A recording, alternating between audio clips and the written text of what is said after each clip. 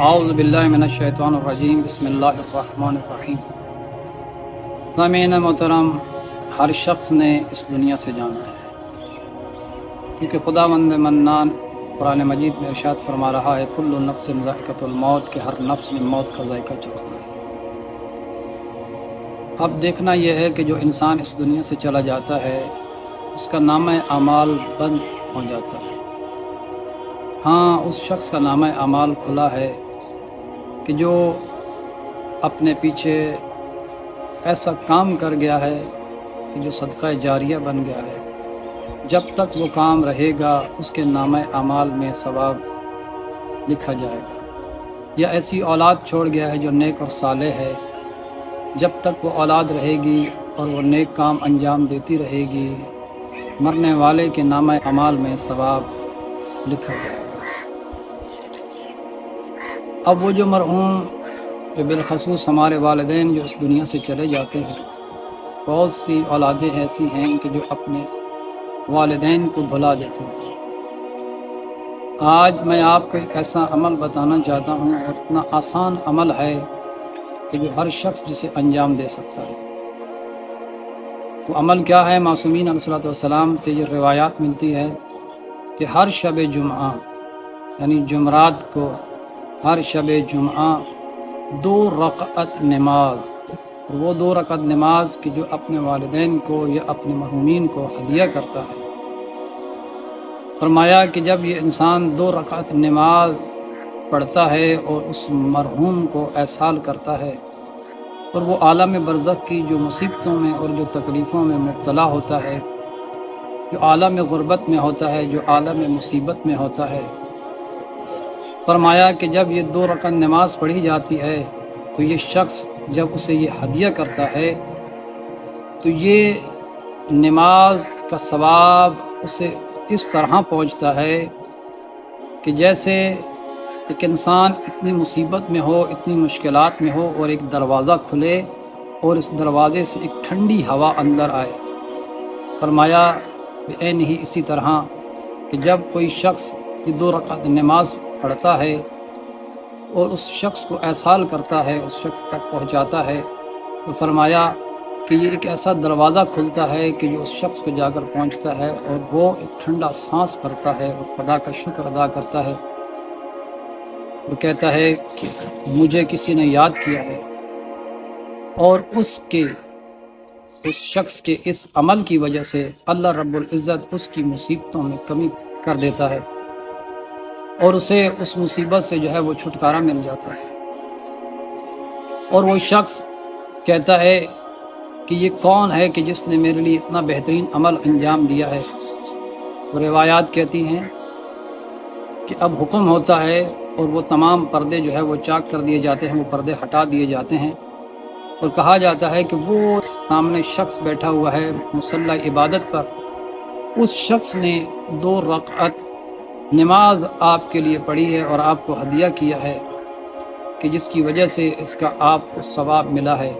اب وہ شخص جب عالم غربت میں تھا، جو عالم مصیبت میں تھا، اب وہ دعا کرتا ہے، کیونکہ جو شخص عالم غربت میں ہو، جو عالم مصیبت میں ہو، کہ جو شخص اس مصیبت کے عالم میں دعا کرتا ہے تو پروردگار عالم اس کی دعا کو سنتا ہے۔ اب وہ جب دعا کرتے ہیں اور وہ کہتے ہیں کہ اے میرے پروردگار، کہ اس شخص پر اپنی رحمت کا نزول فرما، تو یقیناً اس شخص پر بھی اللہ کی رحمت نازل ہوتی ہے۔ اب بات کہ وہ کون سی 2 رکعت نماز ہے، اس کے پڑھنے کا طریقہ کار کیا ہے؟ اس کے پڑھنے کا جو طریقہ کار ہے بہت ہی آسان ہے۔ فرمایا پہلی رکعت میں سورہ الحمد، اور سورہ الحمد کے بعد سورہ قدر، انا انزلناہ فی لیلۃ القدر، آخر تک اس کی تلاوت کرے، رکوع اور سجدہ کرے، اور پھر دوسری رکعت میں سورہ الحمد کے بعد 1 مرتبہ سورہ کوثر کی تلاوت کرے۔ اگر سورہ کوثر نہیں آتی تو سورہ توحید قل هو اللہ احد کی تلاوت کر دے، اور رکوع اور سجدے کے بعد سلام کرے، اور سلام کے بعد جو ہے فرمایا اس کو احسال کر دے اپنے اس مرحوم کے لیے، اپنے عزیز و اقارب کے لیے، اپنے رشتہ داروں کے لیے۔ تو فرمایا یہ اس کو جب احسال ہوگا تو اللہ رب العزت اس کو اس عالم غربت سے، اس عالم مصیبت سے نجات عطا فرما دے گا۔ بہت آسان عمل ہے۔ آج ہم بہت سے عمل ایسے انجام دیتے ہیں کہ جب ہمارا کوئی شخص اس دنیا سے چلا جاتا ہے تو ہم کیا کرتے ہیں؟ ہم بہت سے ڈشز کا اہتمام کرتے ہیں، ہم بہت سے کھانوں کا اہتمام کرتے ہیں۔ میرے عزیز، اتنا کچھ کرنے کی ضرورت نہیں ہے، یہ سب ہماری ایک جو ہے وہ معاشرتی طور پر یہ سارے معاملات ہیں، مگر نہ دین اسلام میں اس چیز کا کوئی تصور نہیں ہے۔ آپ اپنے گھر میں جب بیٹھے ہیں اور جب دسترخوان پر بیٹھے ہوتے ہیں، جب کھانا آپ کے پاس آتا ہے تو آپ اپنے مرحومین کو یاد کریں اور ایک مرتبہ سورہ فاتحہ کی تلاوت کر دیں، 3 مرتبہ سورہ توحید کی تلاوت کر دیں اور اپنے اس مرحوم کو بخش دیں۔ اور جو آپ کھانا تناول کر رہے ہیں اور کہیں کہ اے میرے پروردگار، کیونکہ یہ رزق حلال ہے، اس کا ثواب بھی میرے مرحومین تک پہنچ جائے، اللہ رب العزت اس کا ثواب بھی اس مرحوم تک جو ہے وہ پہنچا دیتا ہے۔ ہمیں کچھ کرنے کی ضرورت نہیں ہے۔ ہمارا ہر اٹھنے والا قدم جو ہم اٹھا رہے ہیں، بالخصوص وہ ہمارے والدین کو جا کر پہنچتا ہے۔ اگر وہ اچھا قدم ہے تو یقیناً اس کے لیے آسانی پیدا کرے گا، اگر وہ برا قدم ہے تو یقیناً اس کے لیے مشکلات پیدا کرے گا۔ کیوں؟ کیونکہ والد سے یہ پوچھا جائے گا کہ جس اولاد کو چھوڑ کر آیا تھا کیا اس کی تربیت دین کے مطابق کی تھی یا نہیں کی تھی؟ پیدا کرنا واجب نہیں ہے، اولاد کی تربیت کرنا واجب ہے۔ اب دیکھنا یہ ہے کہ میں اپنی اولاد کی تربیت کس معنی میں کر رہی ہوں۔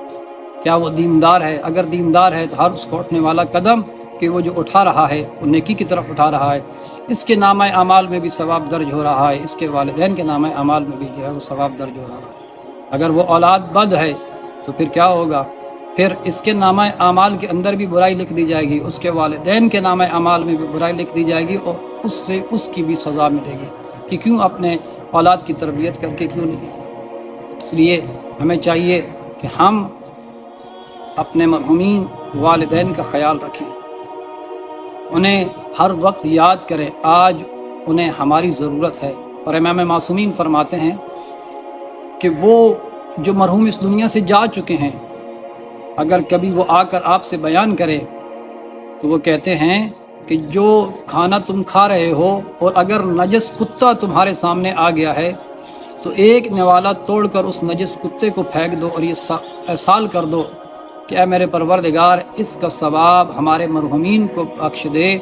تو وہ مرحوم کہتے ہیں کہ ہم اس کے لیے بھی جو ہے وہ ترس رہے ہیں۔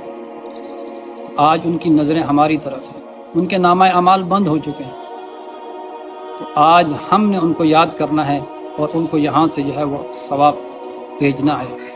تو اس عمل کو انجام دیں، انشاءاللہ العزیز خداوند متعال آپ کے والدین پر رحمت نازل فرمائے گا۔ اگر ان کے کوئی واجبات رہ چکے ہیں، نماز، روزہ و دیگر واجبات کی صورت میں، تو ان کو ادا کرنے کی کوشش کریں۔